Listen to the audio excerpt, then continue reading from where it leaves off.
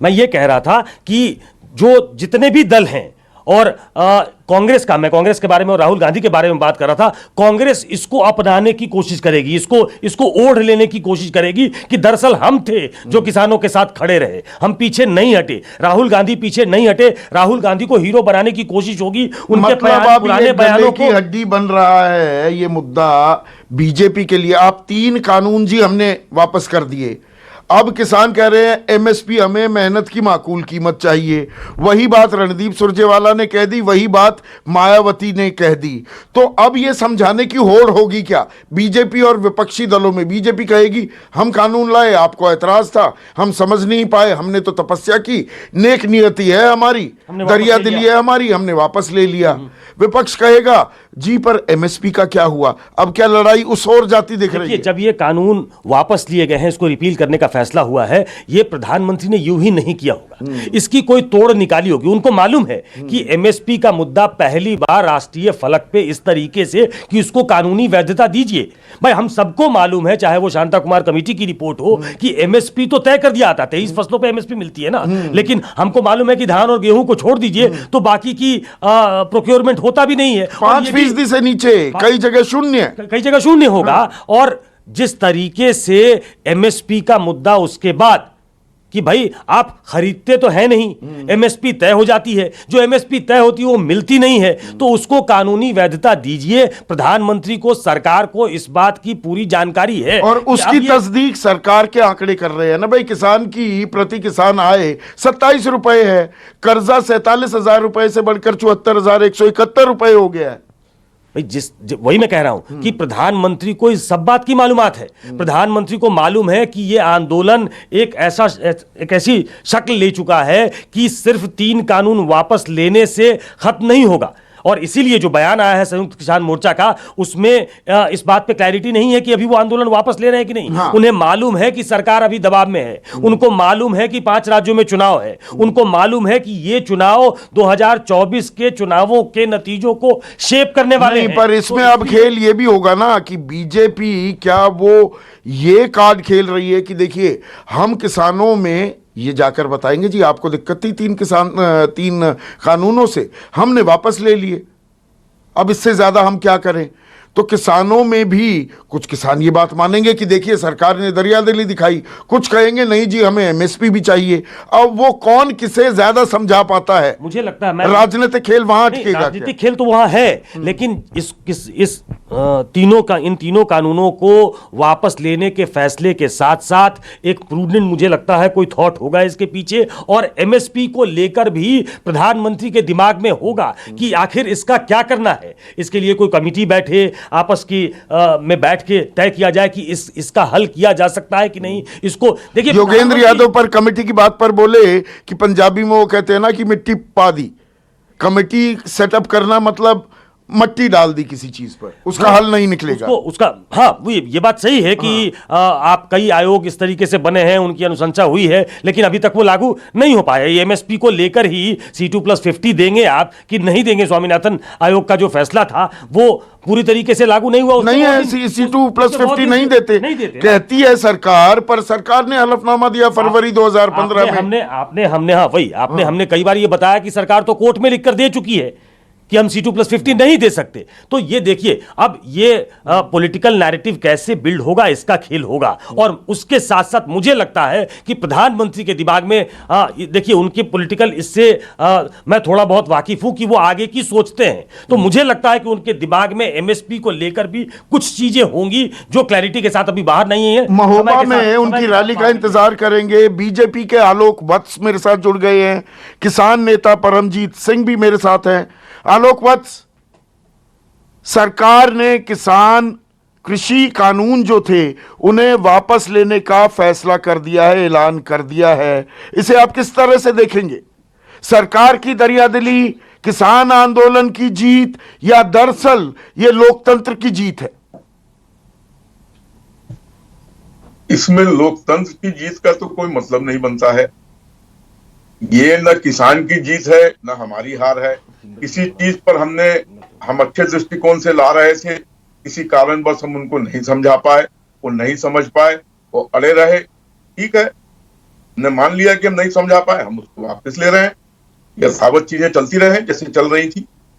इसमें अच्छा ये जरूर है, अभी जितने भी राजनीतिक दल हैं जो मरणासन है, जिनके पास कोई मुद्दे नहीं है, उन लोगों के लिए बहुत बड़ा बून हो गया है कि वो इस पर अपना जरूर अपना नाटक करेंगे और ये दिखाने की कोशिश करेंगे कि हमारे कारण किसानों को ये वापस हुआ है, हमारा इसमें बहुत बड़ा योगदान था, हमने इसका, जबकि किसी ने कोई आंदोलन नहीं किया, सिर्फ बयानों में लोगों ने समर्थन दिया। नहीं, विपक्ष का तो कोई योगदान नहीं, पर ये चुनावों का योगदान है क्या आलोक वत्स? चुनाव सर पर आ गए और डर लगने लगा, आशंका होने लगी कि ये किसान आंदोलन नुकसान ना पहुंचा दे, और यूपी तो जीतना है। गृह मंत्री अमित शाह कहते हैं कि भाई 2022 में योगी आदित्यनाथ को मुख्यमंत्री बनाओ ताकि 2024 में नरेंद्र मोदी फिर से देश के प्रधानमंत्री बने।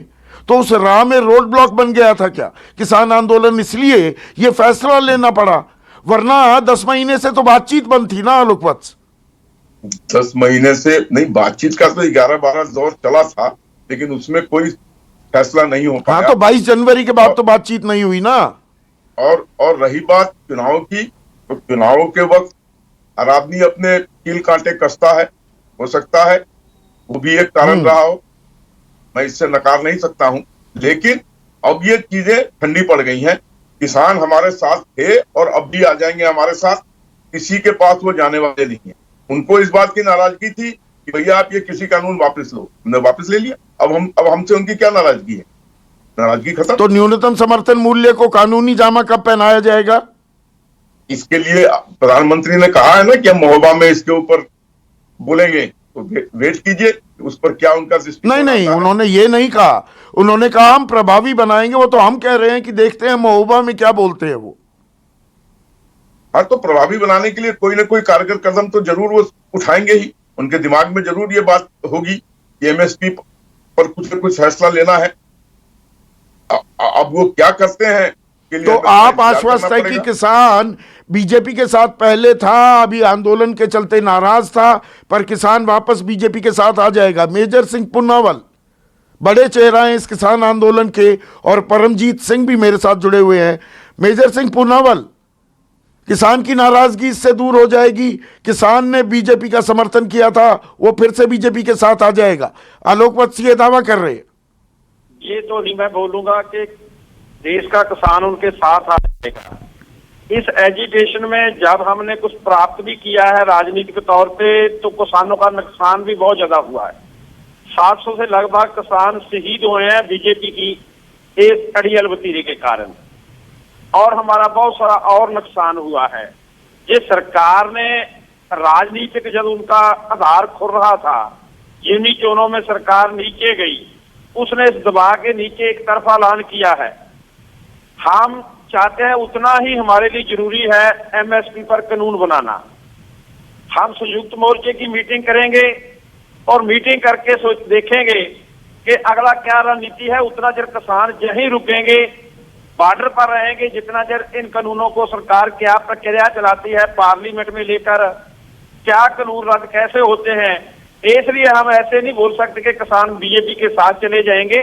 किसानों के मन में गुस्सा है बीजेपी के प्रति। उन्होंने 1 साल तक किसानों को जहां कर बिठाकर इनको शहीद किया, उनको हर तरह बोला, कभी उनको आतंकवादी बोला, कभी आतंकवादी बोला, कभी खालिस्तानी बोला। सरकार ने किसानों के साथ वो जो भी शुरू कर सकते थे वो किया। आखिर वो अपना राजनीतिक आधार जब खुल रहा था तो सरकार की मजबूरी बन गई। यूपी की चोन, पंजाब की चोन और दूसरे इलेक्शनों के कारण उन्होंने ये ऐलान एक तरफा किया है। तो परमजीत सिंह, सरकार ने एक कदम आगे तो बढ़ाया, 10 महीने बाद ही सही, बातचीत के क्या रास्ते अब खुलेंगे? एक कदम क्या अब आपको भी उठाने की जरूरत है? सरकार ने तीनों कानून निरस्त कर दिए। आप कहते थे जहर का प्याला है, तो वो फेंक दिया ना प्याले को सरकार ने। न्यूनतम समर्थन मूल्य पर क्या बातचीत होगी, या आंदोलन के जरिए ही आप न्यूनतम समर्थन मूल्य को कानूनी जामा पहनाने पर अड़े रहेंगे, डटे रहेंगे?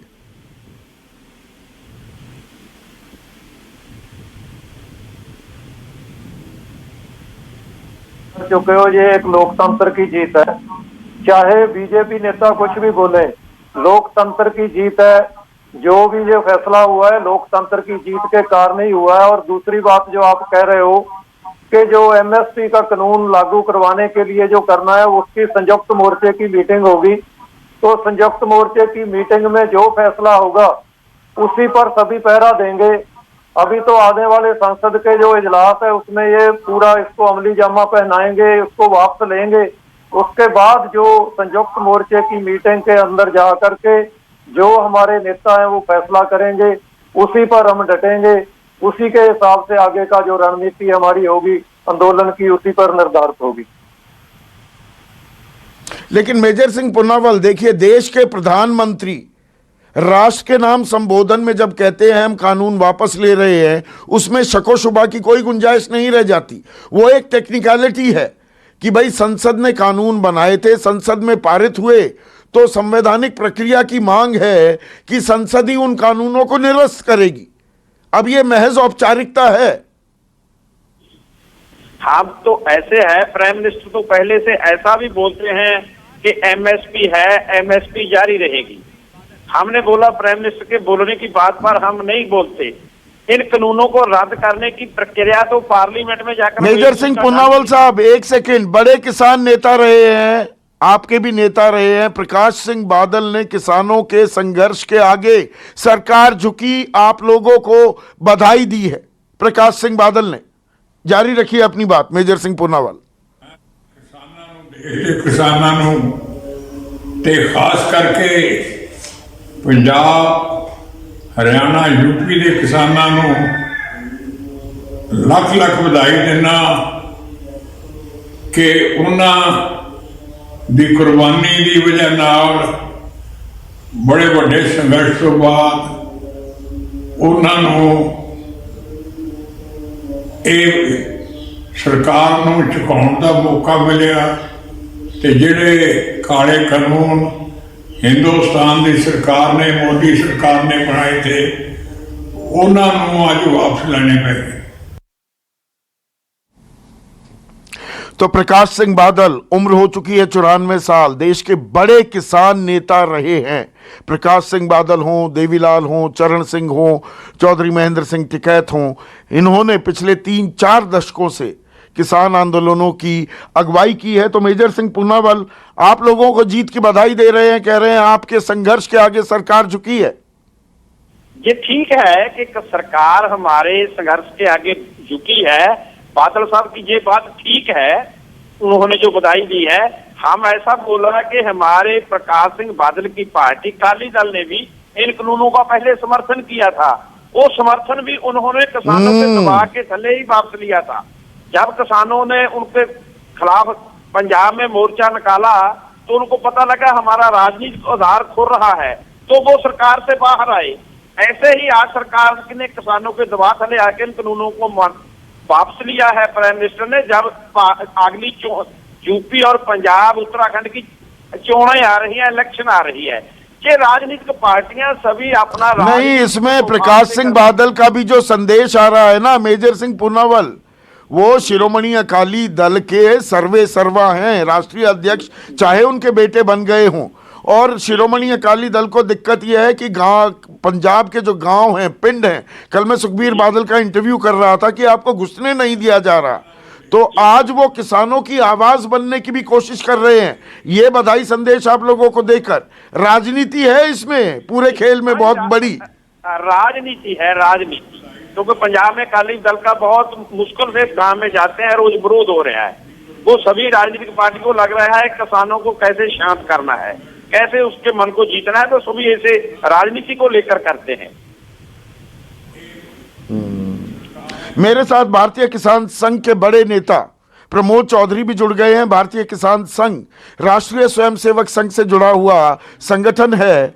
तो प्रमोद चौधरी, हमने बहुत चर्चाएं की न्यूज़ 24 पर, एक एक चीज, एक एक आंकड़ा, एक एक पहलू की हमने परख की। आज सरकार को ये तीनों कृषि कानून वापस लेने पड़े हैं, लेकिन किसान संगठन कह रहे हैं और जो मुद्दा आप भी लगातार जिला स्तर पर उठा रहे हैं कि भाई लाभकारी मूल्य, किसान कह रहे हैं न्यूनतम समर्थन मूल्य को कानूनी जमा पहनाओ, आप लाभकारी मूल्य की बात करते हैं।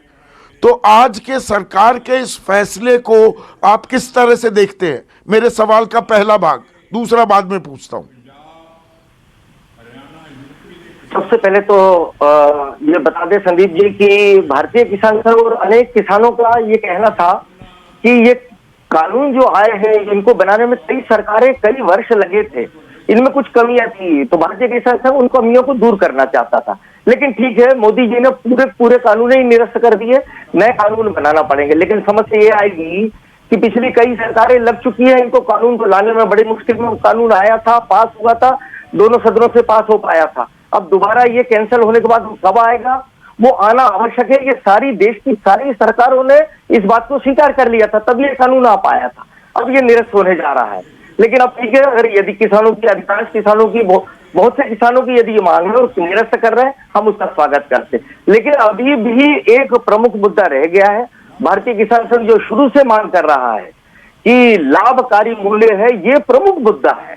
ये बिल वगैरह तो ये सब बात की बातें हैं, लेकिन जो अभी भी जो आने वाले सत्र हैं उनमें विचार करे सरकार और इसको बड़े मन से, और ये जो लाभकारी मूल्य है इसको यदि लागू करती है, ये देश के सभी किसानों के लिए और देश के लिए भी ये लाभकारी रहेगा और भविष्य की दृष्टि से ये अच्छा रहेगा। लेकिन ये निरस्त करना ये भी एक ये है कि अब ये कानूनों की जो आवश्यकता, जिन कानूनों की आवश्यकता किसानों के लिए थी, अब वो कानून कब बनेंगे, कब पास होंगे, कब लागू होंगे, ये सब विचार करना पड़ेगा। ठीक है, उसमें किसानों की सहभागिता रहेगी, आप ऐसा हम उम्मीद करते हैं कि किसानों की भी बात सुनी जाएगी, उसमें लाया जाएगा।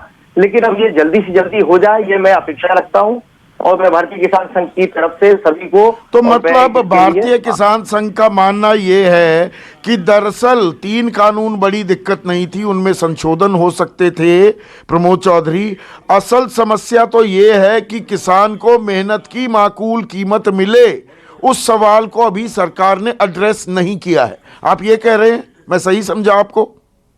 उन्होंने एमएसपी की बात की है कि एमएसपी के बारे में विचार कर रहे हैं, यदि कर रहे हैं तो बहुत अच्छी बात है। हमारी तरफ से उन्हें शुभकामना कि यदि वो जल्दी से जल्दी वो लेके आते हैं और वो लाभकारी है कि एमएसपी तो ठीक है, वो लाभकारी जरूर देखें। केवल एमएसपी को 150 रुपए कम कर देना, बढ़ा देना, ये कोई किसानों की समस्या का हल नहीं है। पूरा कॉस्ट ऑफ प्रोडक्शन पूरा निकाल कर ली, जैसा इंडस्ट्री में गणना होती है, ऑडिट होता है और उसके बाद में उसका एमआरपी तय होता है। और नहीं, आप लाभकारी मूल्य की जब बात करते हैं, एमएसपी 50-100 रुपए घटाने बढ़ाने से कुछ नहीं होता। आज भी धान का न्यूनतम समर्थन मूल्य अगर 1940 है तो 1000-1200-1400 रुपए में खरीदा जा रहा है। प्रमोद चौधरी, मैं यही बात कर रहा हूँ मैं कि हम यही चाहते हैं कि केवल वो 150 रुपए कम ज्यादा मत करिए, उसको एमएसपी के नाम पे यही हो रहा है। हम इसलिए एमएसपी का भारतीय किसान संघ समर्थन नहीं करती। हम चाहते हैं लाभकारी मूल्य, और ये लाभकारी मूल्य कम ज्यादा होते हैं। अभी अगर इनपुट्स की कॉस्ट बढ़ जाएगी और जो एमएसपी है, और यदि वो पता लगा एमएसपी और कॉस्ट ऑफ प्रोडक्शन से कम हो गई है, अधिकांश यही होता है कि एमएसपी का जो मूल्य होता है वो जो लागत मूल्य उससे भी कम हो जाता है। तो इसलिए भारतीय किसान संघ लाभकारी मूल्य की बात करता है कि पहले सारी गणना करिए, आप कॉस्ट ऑफ प्रोडक्शन पूरा करिए, और कैसा करिए, जैसा ऑडिट होता है इंडस्ट्री में होता है, और तब जाकर के उसमें प्रॉफिट जोड़ने के बाद में और तब जाकर के एमआरपी तय होती है। तो इसलिए ये एमएसपी यानी मिनिमम सपोर्ट प्राइस, ये हम इसके बिल्कुल विरोध में है। लाभकारी मूल्य मिलना चाहिए, और किसानों के लिए भी उनकी समस्या ये तभी हल होगी जब उनको लाभकारी मूल्य मिलेगा। तो तीनों कृषि कानून से कि किसानों की जीत हो गई, किसानों की दशा सुधर जाएगी, ऐसा नहीं होने वाला है। अभी आलोक वत्स, जब मौजूदा प्रधानमंत्री गुजरात के मुख्यमंत्री रहते हुए एमएसपी को वैधानिक दर्जा देने की पैरवी कर रहे थे, तो क्या सरकार असल में तीनों कृषि कानून तो वापस ले लिए, चलिए बड़ी अच्छी बात की, दरियादिली नेक नियति दिखाई सरकार ने, पर जो किसान को पैसा जहां से मिलता है, जब खरीद अपनी फसल को जब बेचेगा, उसकी खरीदी कितने दाम पर हो रही है, उस सवाल को अभी एड्रेस नहीं किया जा रहा। क्या इस ओर इशारा कर रहे हैं प्रमोद चौधरी? देखिए, प्रमोद चौधरी जी का कहना सही है कि लाभकारी मूल्य तय हो, एमएसपी तय करने से एक्चुअल फैक्ट नहीं हो जाता, चीजें कम दाम में खरीदी जाती हैं, जबकि भी ज्यादा होता है। लेकिन जो इन्होंने कहा कि इसको टेक्निकली जैसे इंडस्ट्री वगैरह की कॉस्ट इफेक्टिवनेस निकाली जाती है, उस तरीके से इसका भी कॉस्ट इफेक्टिवनेस निकाल के लाभकारी मूल्य तय किया जाए, जिससे कि किसानों को डायरेक्ट फायदा हो और उनको उनके इनकम में इजाफा हो और उनको ये गारंटी हो कि वो लॉस में नहीं खेती करेंगे। तो इसके ऊपर भी प्रधानमंत्री का नहीं, आलोक है। बहुत अच्छा, आपने बड़ी सही बात कही कि देखिए किसान को जो उसकी लागत है, जो उसकी मेहनत है, उसका माकूल दाम तो मिले। अभी उस सवाल को एड्रेस किया जाना क्या बाकी है, या जो प्रधानमंत्री ने कहा है कि तीनों कानून तो हम वापस ले रहे हैं लेकिन एमएसपी को हम प्रभावी बनाएंगे, वो प्रभावी बनाने का तरीका अभी महोबा में उनकी रैली होने वाली है, उसमें देखते हैं कुछ वो तफसील से बताते हैं कि प्रभावी कैसे होती है, ये देखना बाकी है। लेकिन आज का दिन तारीखी दिन, और मैं इसे लोकतंत्र की जीत मान रहा हूं। आलोक वत्स इससे इत्तेफाक नहीं रख रहे, मैं सरकार की हार या किसान की जीत के तौर पर नहीं देख रहा हूं। द आइडिया ऑफ इंडिया जिसे कहते हैं, प्रजातंत्र की ये जीत है कि लोग अगर किसी बात से ना इत्तेफाकी रखते हैं, कोई विरोध है, तो आंदोलन के बाद बावजूद इसके कि उनको तमाम संज्ञाओं से नवाजा जाए, सरकार को सुनना पड़ता है, झुकना भी पड़ता है। यही खूबसूरती है हमारे लोकतंत्र की। एक ब्रेक ले रहे हैं, ब्रेक के बाद भी हाजिर होंगे।